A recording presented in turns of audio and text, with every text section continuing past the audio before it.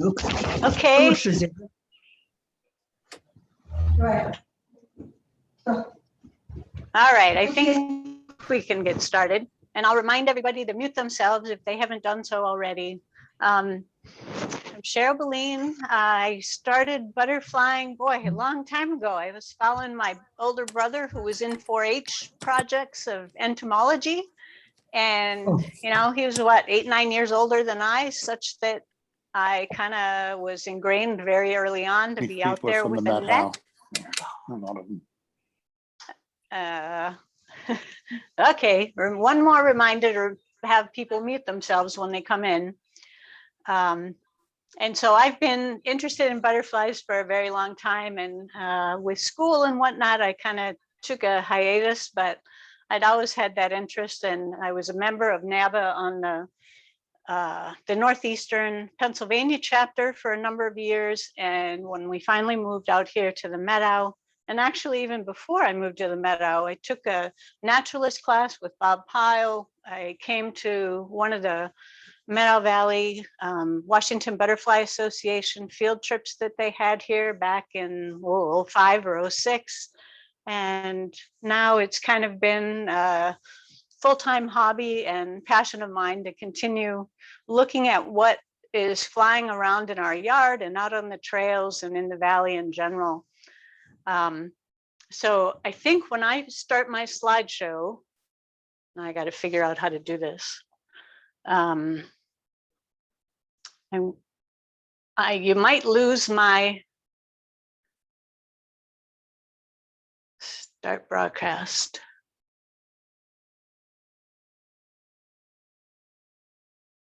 Oh no, not available when.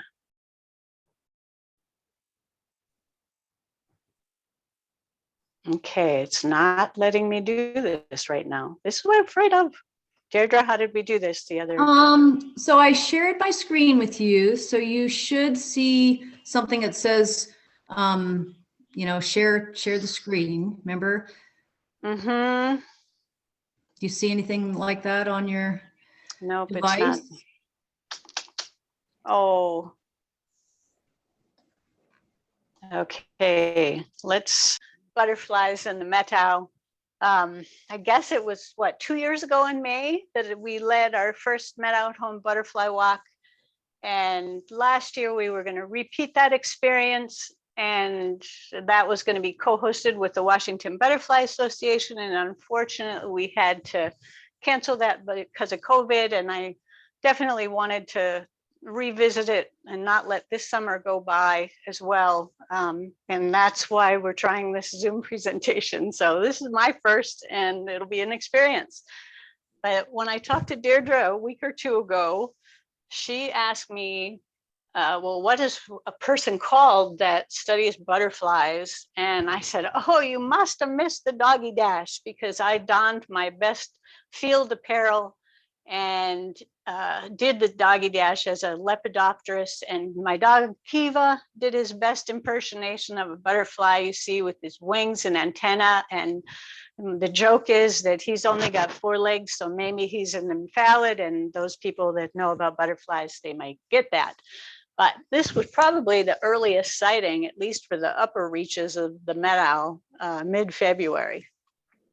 So with that, let's get on to the real deal. How many butterflies are there in the state of Washington? I'll acknowledge John Pelham, who is the curator of the butterflies collection at the Burke Museum, and he maintains a database with observations and sightings that all of us may have, and you're welcome to submit those to him. You can do it directly, or you can put your sightings on iNaturalist, such that we have a better understanding of where our butterflies are found throughout the state. So again, statewide, there's about 151 species. Okanagan County is blessed to have 125 of those within the county. Methow Valley, we've documented 106 species. And I'm pretty ecstatic that after 7 summers of being able to butterfly here locally at our place, we've had 52 different species found in our sagebrush steppe, this is a photo from our east slope of our hillside here with lupin and balsam root, and there's buckwheat and lomatiums in there. So it's been really fun. So if you don't have a ID book, the Butterflies of Pacific Northwest is a great starting point for learning about habitats and identification features that you need to look at to differentiate the butterflies. Sometimes people send me a picture and it's only got the upper surface, and boy, I can't tell you what that is because I need to see the underside, the ventral side of the butterfly. And within that book, there's this map of Washington and Oregon. Oregon I cut off so that you could see this, the ecoregions that you may find in Okanagan County, and you kind of see zones 2, 3, and 6. And for those not familiar with where Okanagan County is, you see the number 3, that's Okanagan County. And on the right side, there's a picture of the Methow watershed. I kind of cut the tip off, but you can nest that watershed picture right into that western corner of Okanagan County. And you see on that west side, it's the North Cascades region, zone 2. Zone 3 is kind of from the Chewak River over to the Okanagan Range, where Tiffany and Starvation Mountain are, down through the loop. And if you keep following that all the way down to Pateros, you hit some of zone 6. It's not necessarily within the Methow watershed proper, but it's connected to the Columbia River and the basin. And actually, we now know that those drainages and rivers are actually corridors for where the butterflies can travel and actually make it up as far as north of where I am on the Chewak River, which is pretty exciting. Before I leave this map, one other highlight later in the season to go visit Slate Peak. If you've not ever been there, most people have in the valley, but a great place to go see some unique species that you'll find in their southernmost range of northern Canada or Canada species and whatnot. Easy access and a great place to go visit. And often when I go on butterfly walks, this may sound too basic, but it's like, oh, is that a butterfly or moth? So I had to put a slide in here on the left side of the picture here. Whoa, no. I don't know how to back up on the phone every time I touch it. So I missed that. So maybe I can see. All right. So in this picture with the white, you can see the clubs, the thickened clubs at the end of the antenna. And that is characteristic of a butterfly species. And moths will have filamentous or thread-like or feathery antenna. And that's the main way that I look to differentiate those two. You can also talk about, the coloration and whatnot. The moths are more drab. In the valley here, we have some very beautiful, colorful day-flying moths. The other thing I was going to show on that previous slide was a little bit on the butterfly description of the forewing. That's the upper wing, the hind wing, the lower wing, and the butterfly. And I'm missing this. I used to, with my finger, I could draw a little circle around the picture right on the screen, and I can't do that now, which is a little frustrating. And then the dorsal surface is showing on the Parnassians and the swallowtails. But if you look at the right side, the whites and the sulfurs have their wings closed, and that's the underside of the butterfly or the ventral side. So that gives you a little bit of, you need to know if it's upper or lower, and the edges of the wings are called the margins.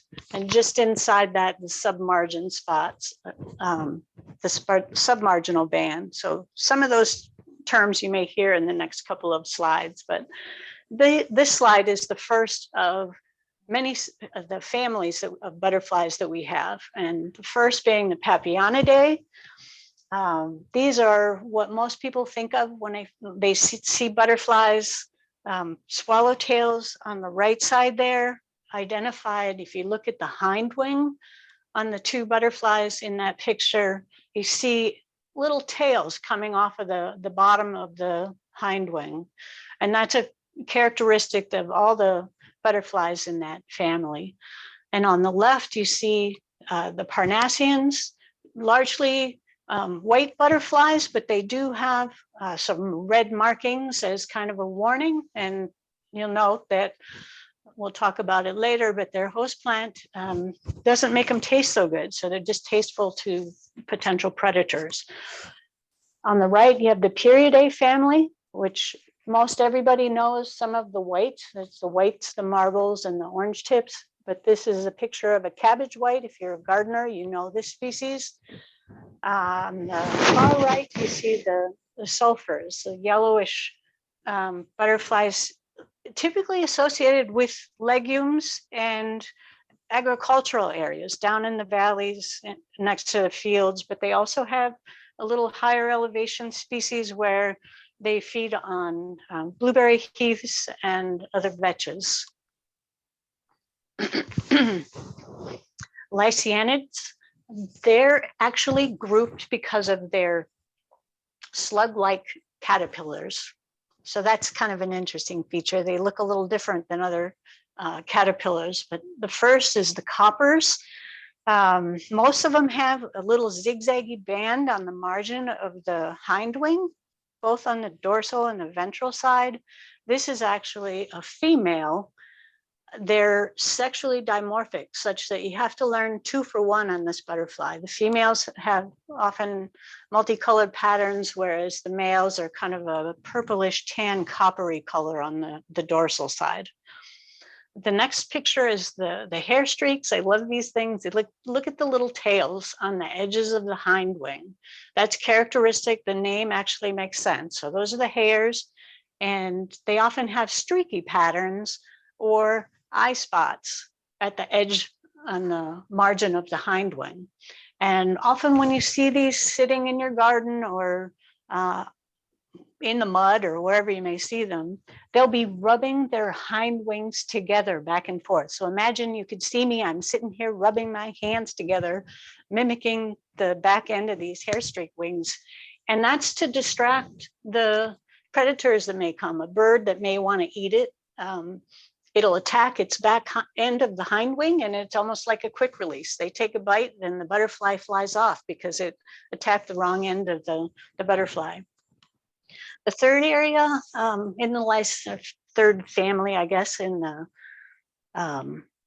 Lycianids are the blues, and appropriately named for their bright, brilliant color. Only in the males, most of the males anyway. The females are kind of a mole gray-brown color, but just beautiful, striking butterflies, some with orange on the margins of their wings and others not so. We'll talk about those later.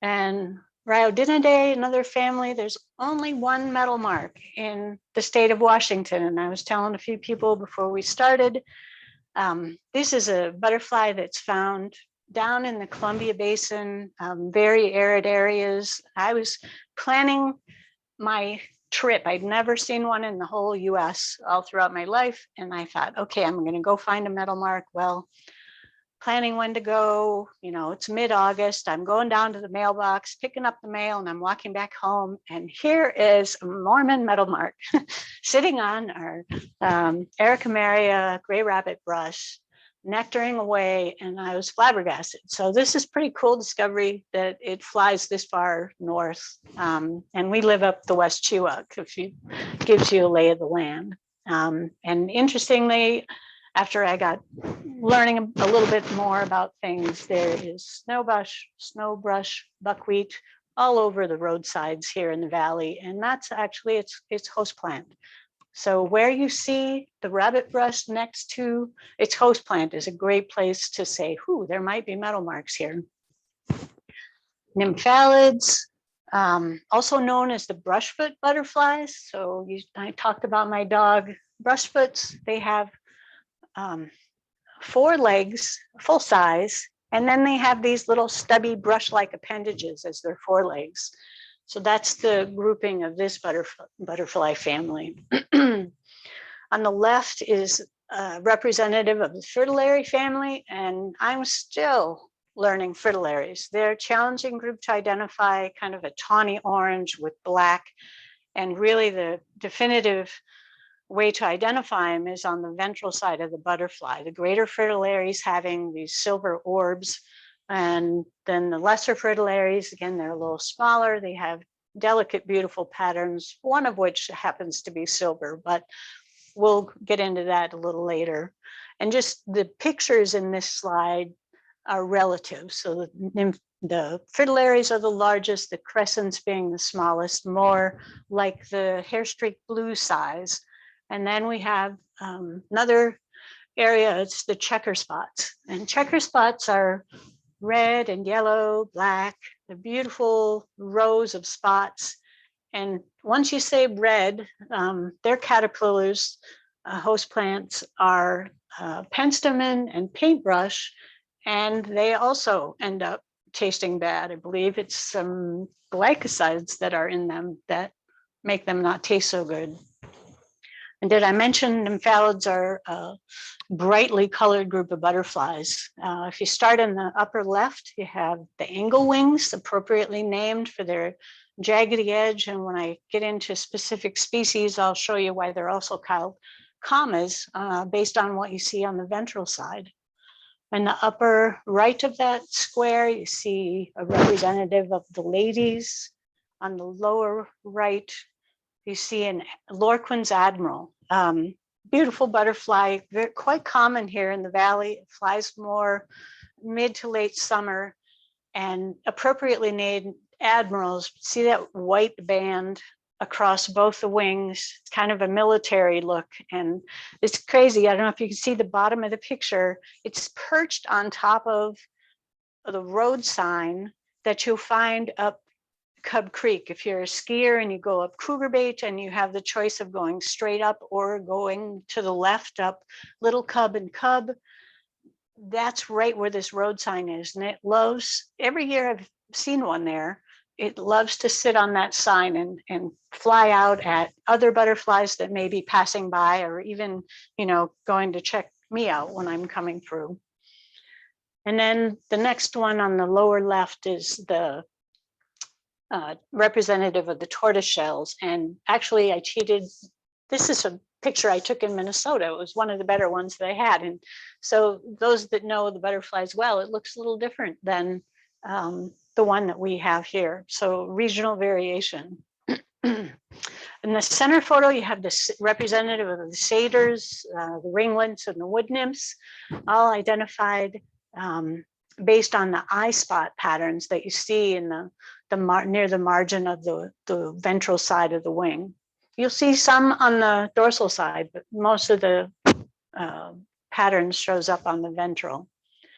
And then another one that most everybody will recognize, Monarch butterfly in the milkweed family. It's been a while, I think, since one has been seen here in the valley.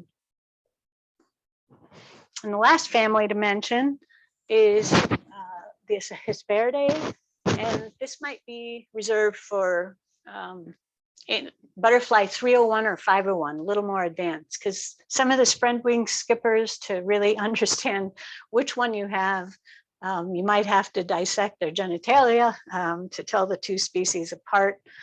On the right, you see the grass skippers. I used to call these little brown jobs. On the East Coast, we had so many skippers flying about. They were really hard to differentiate, but now I'm delving into those that we have here in the valley. The woodland skipper you'll find very prevalent here in the fall. You probably have it in your garden and maybe not known what to call it. It almost looks like a little moth, but by the way it flies around.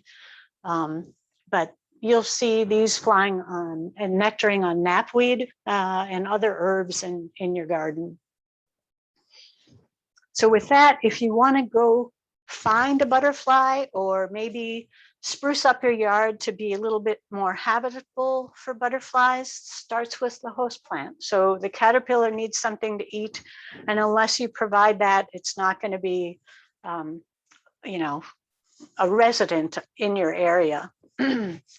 You also need a nectar source, whether it be its host plant initially or other favorable things that you have blooming in your yard. I supplement around our house and in our vegetable garden with a few brightly colored flowers, daylilies and purple cone flowers. But they also love, the herbs that you may have to use in your kitchen, oregano and thyme and anise hyssop that you use to make tea. They love that when that starts blooming, as well as lavender. And if anybody knows what this yellow plant is called, I'd love to hear about it, because it's a beautiful little plant that this butterfly was nectaring on, and I'm not sure what it is. And you don't, I guess the other thing to mention is butterflies like to puddle. They need nutrients, and you often see them associated with mud, or early in the garden, they love to go after the compost that you just tilled in and worked in. I have many different butterflies come to the garden early on in the spring and summer to get nutrients while they're puddling. And places for perching, they need to warm up. They're creatures that need that thermal basking to get them going. The cold weather doesn't do much for them. So shrubs and other plants to sit on, and they need protection, whether it be from wind. Our valley can be quite windy, but they also need protection in the winter, whether it's the leaf litter that you leave behind in your garden. One excuse not to clean out your garden in the fall, as well as maybe wood piles or tree bark. Some of the adults may dive into those to protect themselves through the winter. And just a brief listing of some of the host plants that we have here in sagebrush steppe. Buckwheats have become one of my favorites. We have so many, and I want to thank Dave Nunnally for his PDF that he created on buckwheats and the butterflies that are hosted by the buckwheats. Very good explanation and listing and how to identify them. But one of the favorites I have is the tall buckwheat, and that's this photo on the right. It looks kind of just like a little skeleton tree. It's actually about 3 feet tall. I took this a couple of days ago, and first when I moved here, I was like, oh, that's not a very pretty plant. And now it's just kind of a sign of things to come. It hosts 8 different species. Can you believe it? That's a lot. Parsley buckwheat and snow buckwheat are also quite common in the valley. You'll see parsley buckwheat, the heraculoides, all over Lewis Butte and Riser Lake, over by Sun Mountain, up on the top of Lookout Mountain, lots of places. And snow buckwheat tends to grow along roadsides. So other host plants, lupins, violets for the fritillaries, bleeding hearts we'll talk about in a little later, and penstemons and mustards, and a whole host of shrubs local to the valley here, bitterbrush and ceanothus. And if anybody was fortunate enough to pick up some of those chokecherries that the Methow Conservancy was giving out after the fires a few years ago, I recently, after I got them, learned that they're host plants for the two-tailed swallowtail as well as the coral hair streak. So how exciting is that to be populating your yard with hosts for such gorgeous butterflies? We also have trees, the willows and aspens and pines, as well as many grasses. So butterfly life cycle, adults lay eggs, they go to caterpillars, hatch into caterpillars, go through 4 or 5 instars of molting and turn into a pupa, and then they start the process all over again. And it's species dependent how they overwinter, whether it be any one of those stages. So what do we think we'll see in spring? Yay, it's coming. And guess what? I saw the first butterfly yesterday. I'm so excited, just in time.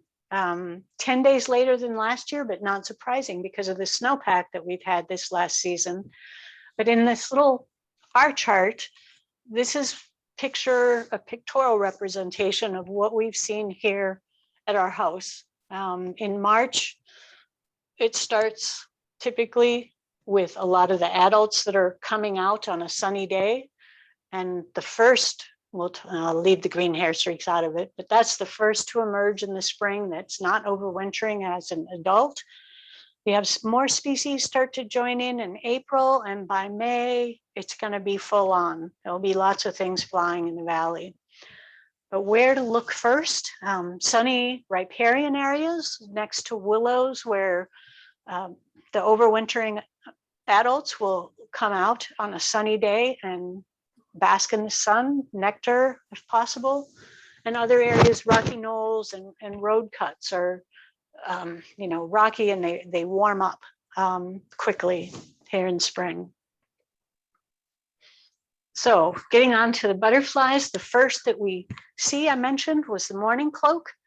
Adult overwinters, it's host plant of willow and poplars, and it's found statewide. So this is a pretty common butterfly that most of you will likely recognize or see shortly, I would imagine. And it's unmistakable. It's got that warm plum chocolatey brown color all about, with this tan yellow fringe on the edges of both the forewing and the hindwing, and a beautiful row of blue spots in the submarginal area. And on the right is actually one of the willow plants, trees, shrubs that I found when I was driving around the loop last summer, early August. And I found that caterpillar that you saw in the previous slide. And I thought, oh my gosh, so characteristic. I don't know if you can see this in the picture, but there are lots of leaves that have been defoliated by the caterpillars. And the mourning cloak lays its eggs in large groups. And so they feed, they're gregarious, they feed in colonies. And so you'll see this absence of leaf tissue where there are caterpillars. So I stopped, I picked up that caterpillar and I brought it home. Within, I don't know, a little over a day, it had made a J. And I don't know if you see the picture as well, but by the next morning, I went out, I wanted to check, I didn't want to miss it. And it started going through the metamorphosis process. The skin is kind of being shrunk up, and right after this 7:32 a.m. photo, it started wriggling about and shed its skin. It dropped to the ground and continued on with its chemical transformation. But how fun is that to be able to see it 11 days later, I believe, it hatched out into a fresh, striking, new mourning cloak, and I took it back to the loop. I wanted it to be in the same spot. So it probably would have found its way elsewhere, but I took it back. So tortoiseshells, with 3 of them that came out last year on the same day. If you know the east-west Chewak loop, this is right on the gravel intersection of those roads there. And all 3 of them were laying flat out, trying to collect some warmth in the sun. It was about 48 degrees, maybe 50 degrees. And the first on the top is the California tortoiseshell. Mostly russet orange with the black bars at the leading edge of the forewing. Host plant is Ceanothus and a few other shrubs, and it's quite a common tortoiseshell across the state. On the right is the Milbert's tortoiseshell, beautiful butterfly with basally dark pattern. Well, not pattern, it's just basally dark, and yellow and orange borders on the edges of the wings. And this one also more of a kind of a riparian area butterfly. Its host plant is the Stinging Nettle, which you find around ponds and around creek sides. And you'll see this, we've seen this at our house, and then you'll see it all the way up to various mountaintops. I think I might have seen this at Slate Peak and on Tiffany, and beautiful butterfly. On the left side is the Compton's tortoiseshell. And I can count on 2 fingers how many times I've seen this butterfly. 2. It's the largest of the tortoiseshells. It's not the best photo, but given I've only seen it twice, this is the only photo I have. And you identify it largely by the the dark spots on the forewing and hindwing. And this is where I need my little drawing utensil here. But on the hindwing at the costal margin, you see that white bar, and that's one of its defining characteristics to be able to identify that butterfly. So this was a neat find, also in riparian moist forests. The only other time I saw it was hiking up the North 20-mile trail.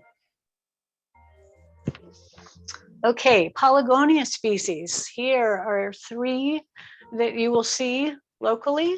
I called them angle wings when I was introducing the family, but look at the hind wing, you see that little comma. They're also called commas, depending on how you what name you want to use.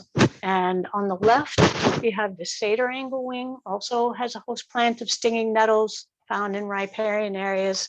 But the way to tell this one apart from the other 2, it has those light and dark striated color patterns parallel to the body. The center one, the hoary angle wing, also quite common in the valley, has kind of a light and dark 2-tone coloration to it, and more of a gray color.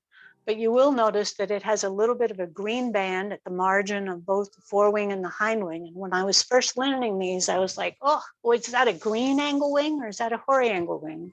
And if you look at the green angle wing in the photo on the right, boy, boom, it really pops out at you that look at those 2 rows of blue-green iridescent spots, a beautiful butterfly, and it's the margins or the edges of the green angle wing are much more jaggedy than the others. Cool family. Oh, I should have also mentioned, those butterflies, they overwinter as adults, and so you'll often see them, along sides of trees, and they just disappear completely when they fold their wings up like that. And you almost don't see them when you're passing by a tree. So when they open up their wings, you can see more of that orange and brown dorsal surface, but they're almost invisible after that.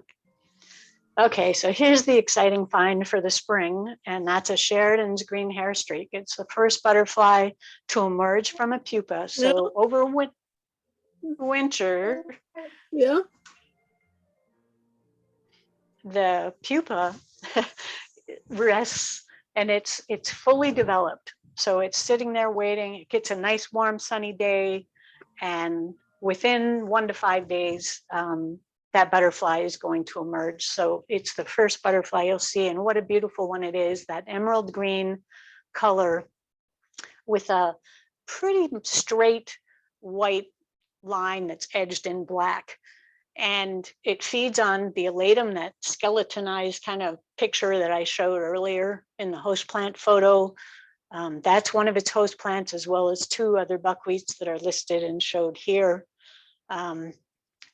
What gets challenging as the season progresses, more of these butterflies may emerge. And then what happens is we have our second green hair streak, the western green hair streak, can start to fly. And these 2 can overlap in their ranges, but you tend to see the western green hair streak on hilltops and knolls, maybe up on top of Lewis Butte, or this is a picture up on Lookout Mountain. This is a great place to go see them within all that buckwheat that's up on top.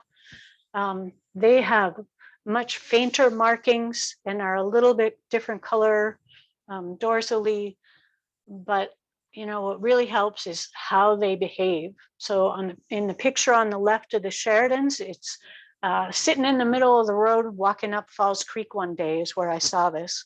And it sits on the ground, it's warming up, and the adults, they fly up from the ground, whereas the western green hair streaks, they're tending to fly out from the bitter brush that they're sitting on. So they start up a little higher and fly out from that. So it's all subtle, they're challenging to identify as the season progresses where they may fly together. And the one thing, if you miss the Sheridans down low here in the valley, say March and April, you can continue to see these emerge as you go up in elevation. So, you know, maybe here at 2,200 feet, then you go over towards Sun Mountain. It may come out a few weeks later. You could go up to Sweetgrass Butte. They'll fly a little later, and even further still go up to Tiffany, and you'll find these in the meadows up there into June. So that's kind of a fun way to go looking for butterflies. All right, spring whites, the first of the whites that comes out. This is the upper left butterfly is sitting in my garden next to the radish plant right there. It's nectaring on and mudding, if you will, on the compost and what I irrigated it with. Its host plant is mustards.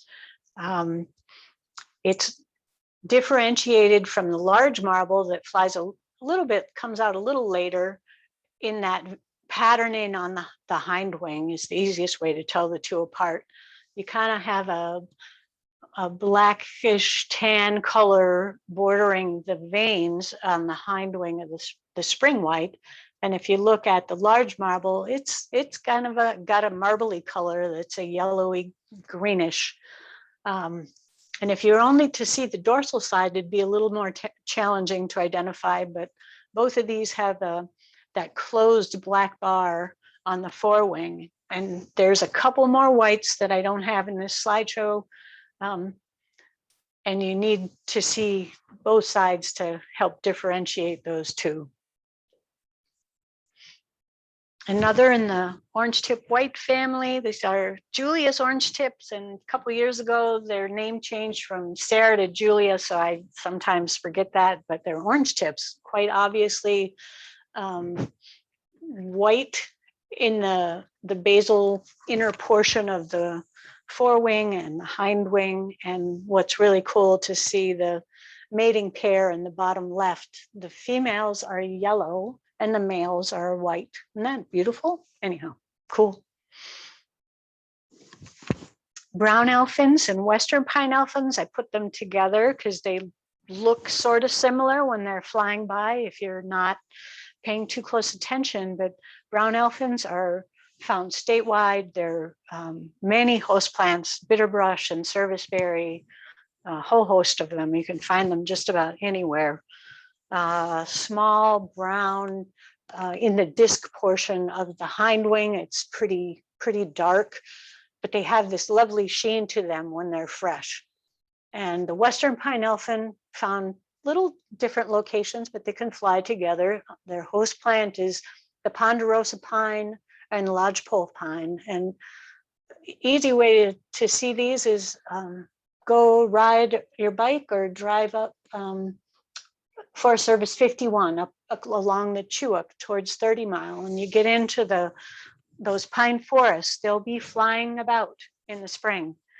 And when I see these fly, I think they look a little different than the brown elfin in that they have that little bit of white in their dorsal surface or the ventral surface, and they flash a little differently than the brown elfins. Plus they have the checked fringe, white and dark, and that that zigzag on the hind wing that's characteristic. The first blue to fly, I guess you can call this a blue, is the Echo Azure. It's chrysalis, overwinters, and it emerges pretty early. Wide range of host plants for the Azure. And boy, one of the memorable experiences in seeing this, you'll see it in a lot of places, but I went to Black Lake on an early hike one year, and walking through all the ceanothus on both sides of the trail, it must have been right when they closed, because I had like a blizzard of butterflies flying around, many different butterflies there. And how to tell these apart, they have small gray crescents on the margin of the ventral hind wing. So hopefully you can see those little semicircles there. And the females, that's what you see on the right. It has black border, whereas the males are, I believe, solid blue. And the first swallowtail of the year is the Anna swallowtail. And its host plants are the desert parsleys, lomatiums, you see in the picture. And this is a fairly common butterfly found statewide. And how to identify this, it's mostly black. You see that leading edge being black and down on the margin of the hind wing, and it's centrally yellow.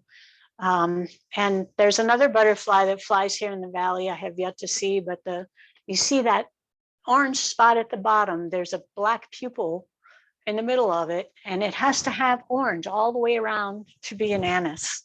You can probably tell it from other patterning, but I haven't seen the other one that it's close to yet. So it's harder for me to describe that. So once you see one and then you see the other, you can compare and it's easier to differentiate. And this butterfly, it's a little smaller than the other yellow swallowtails that you'll see. And I like to have pictures like this that show you that comparison of size. So the three in the center of the photo, top to bottom, are anise swallowtails. And the one on the right is a two-tailed swallowtail, the largest swallowtail that we have here in the state. And if I had my little drawing tool, I'd be able to point out there's two tails at the edges of the hind wing. Hopefully you can see that. It's kind of shaded by the one butterfly. And also the black stripes are a little narrower. So you see more of the yellow than Western swallowtail, which I don't have a picture of in here. And these obviously are all flying at the same time up by Cub Creek.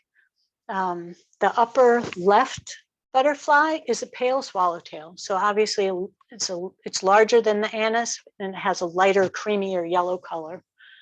And then on the left is the Indra swallowtail. So this one is largely black.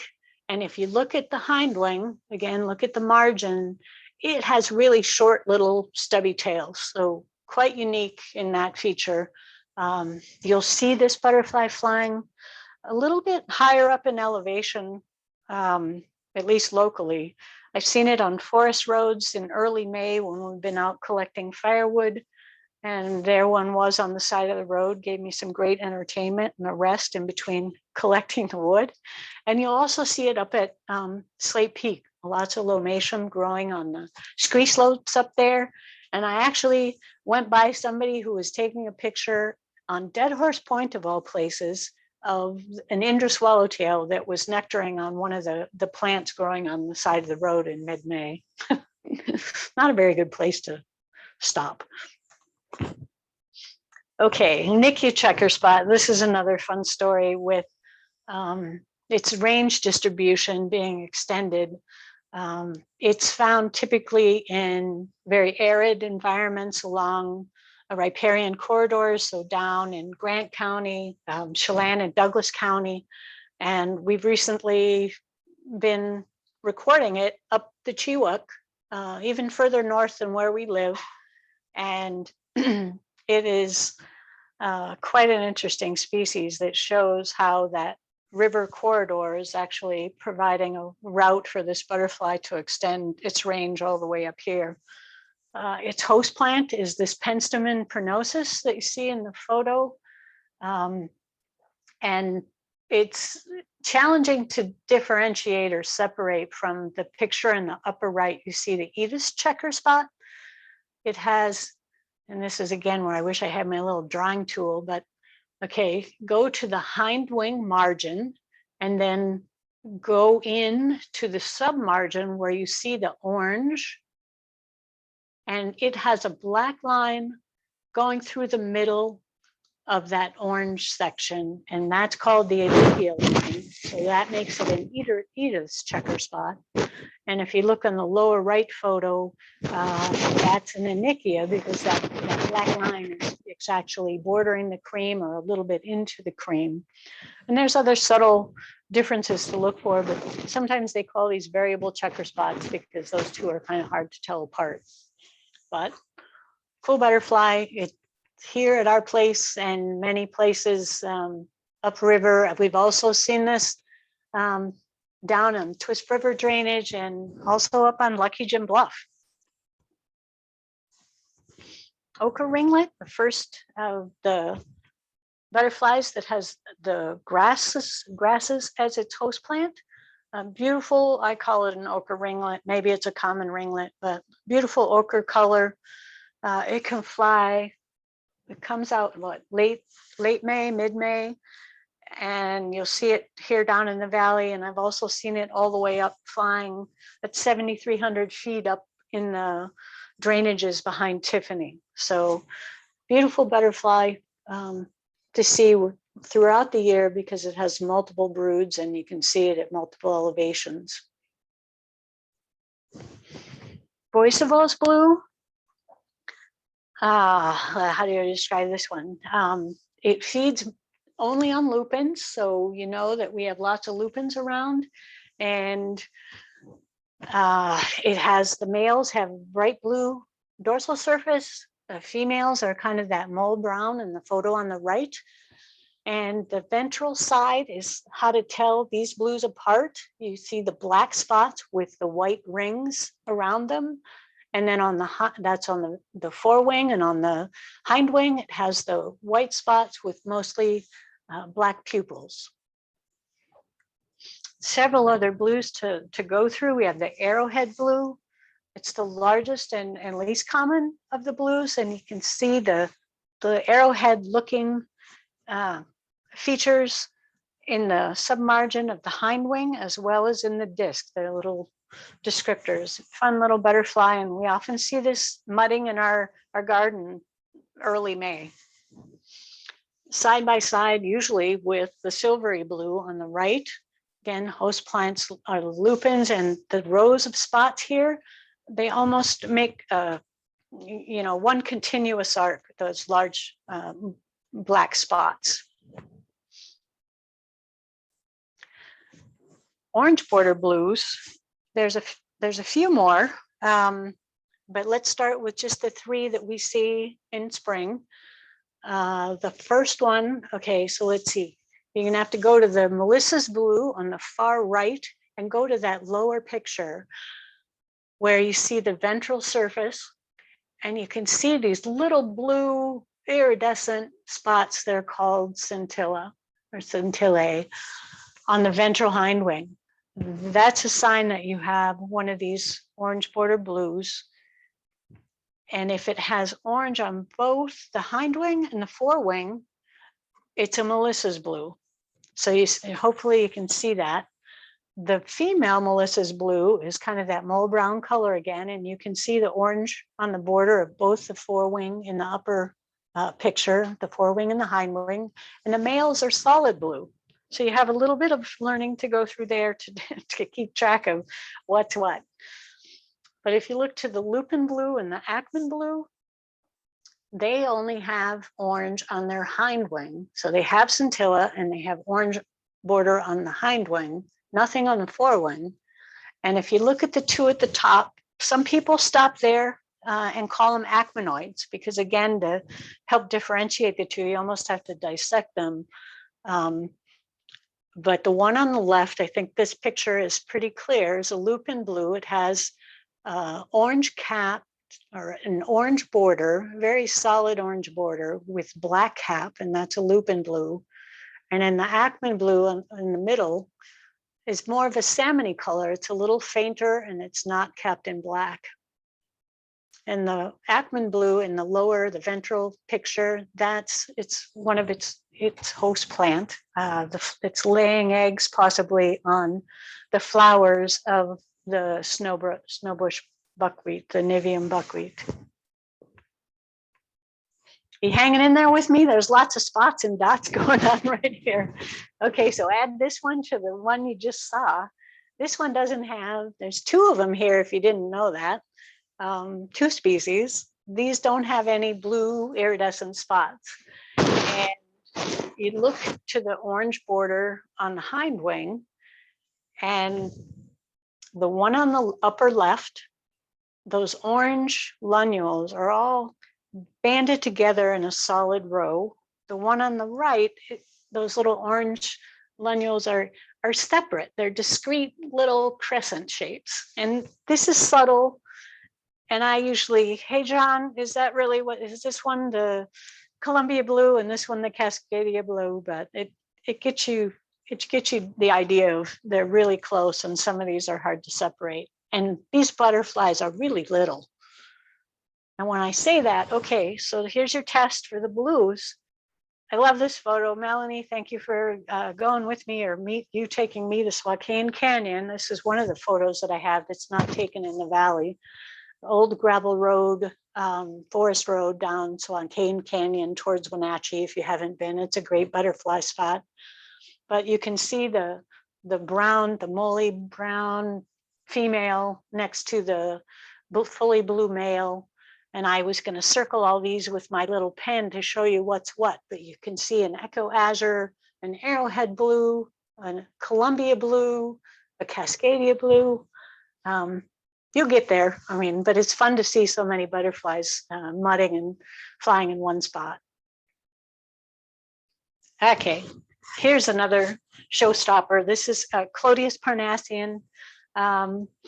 Beautiful butterfly. Look at those wings. They're almost translucent. You can see the silver crown luina through the edge of the wings in that right photo. This is a butterfly. Its eggs are out there all winter long, laid in the dirt nearby the host plant. And what a crazy thing this is. 3 days ago, I actually found the host plant on our property, and this is Dicentra uniflora, the steer's head. And this is one where, gee, you saw the butterfly, the food plant has to be nearby. So we've been looking fairly regularly after the snow has melted. They are in full bloom right now up here, and they've been fun to see and look around and see where they actually are.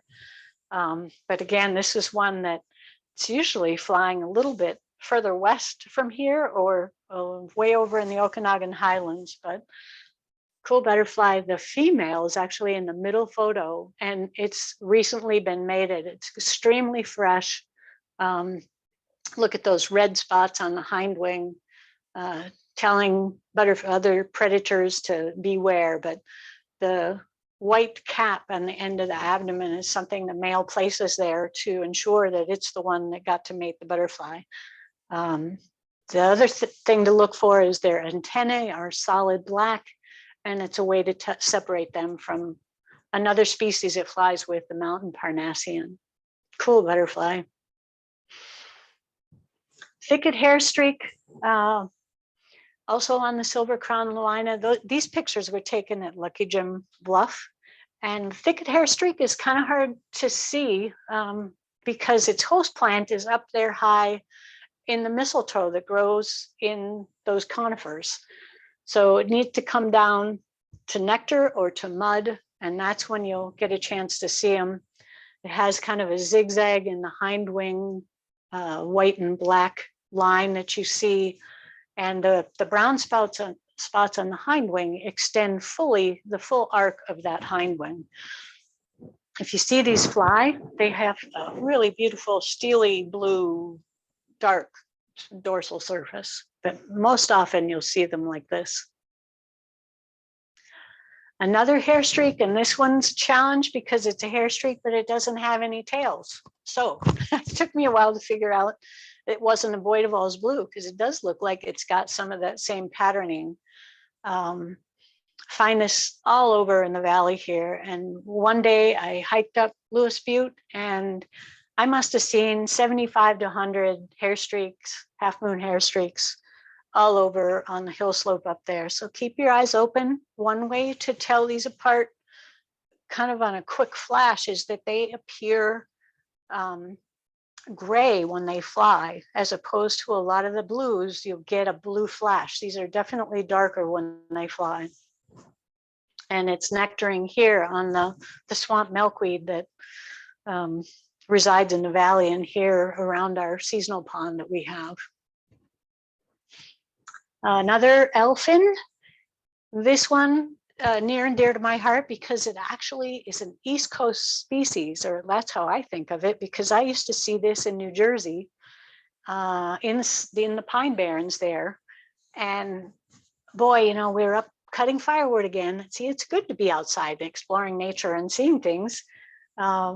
we saw this butterfly several years ago, and I was like, really? Do we have these here? The range map, that's what this is that blue indicator is like where you might find this butterfly. It's like, oh, well, at our place, that doesn't look like it covers this area. So another reason for documenting and sharing knowledge about where this butterfly is. Since then, we've seen it up 8 Mile, and anywhere where you have large stands of kinnikinick up the West Chewuk is all the way up towards 30 Mile. Kinnikinick is everywhere. There's got to be more of those butterflies up that far.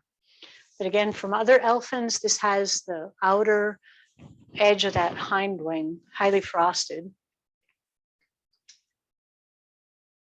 And another elfin that I'd been looking for a while, and we decided to go up to Slate Peak one day, and we actually had to walk because the snow was crossing the road. So we walked maybe a couple of miles up to the top of Slate Peak.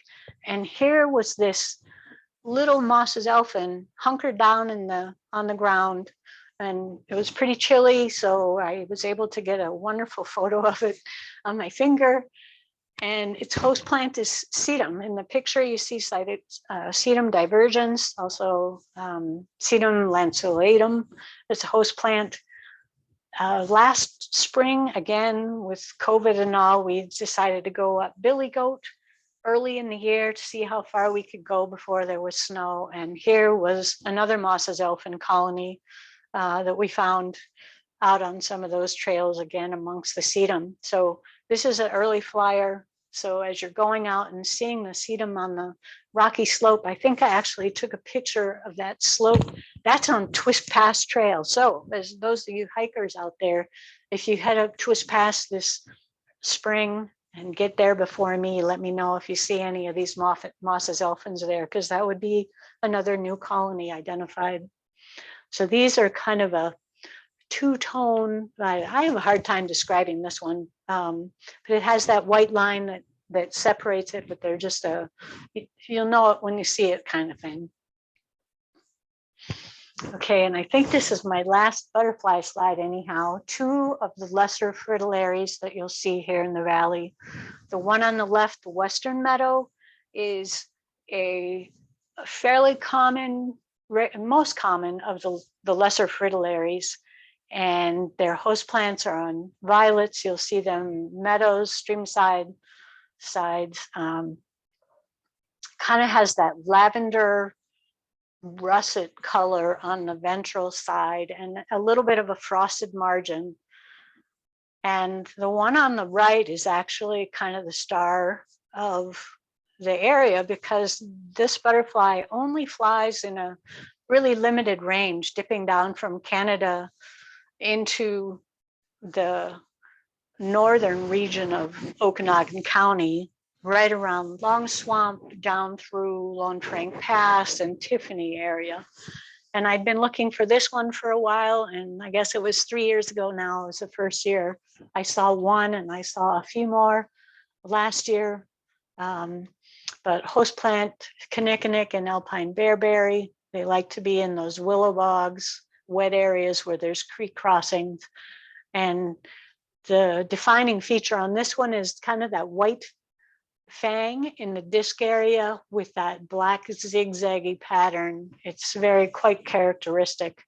And I actually saw this butterfly in Alaska before I saw it down here in Washington, and I've only been to Alaska one time. So kind of exciting to be able to see that and know that the fires that have gone through that area haven't completely eliminated the butterfly.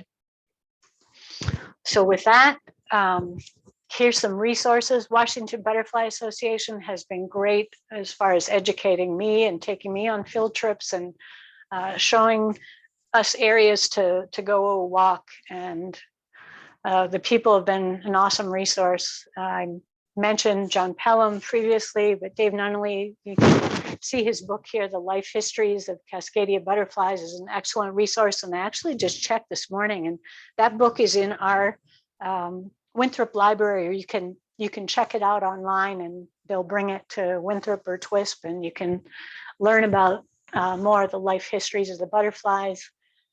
And again, recording your observations, John Pelham, or putting them in iNaturalist. And with that, I'll leave you with our Slate Peak specialties that you may see. All of them flew there last year. The lustrous copper on the upper left, Melissa Arctic on the lower left, and in there with that beautiful view is the Astarte fritillary and the alpine or grizzled skipper in the center. So with that, I hope, whoa, I have more, but we ran out of time here, so that was all you get. So I open it up for any questions or comments or whatever, and happy butterflying.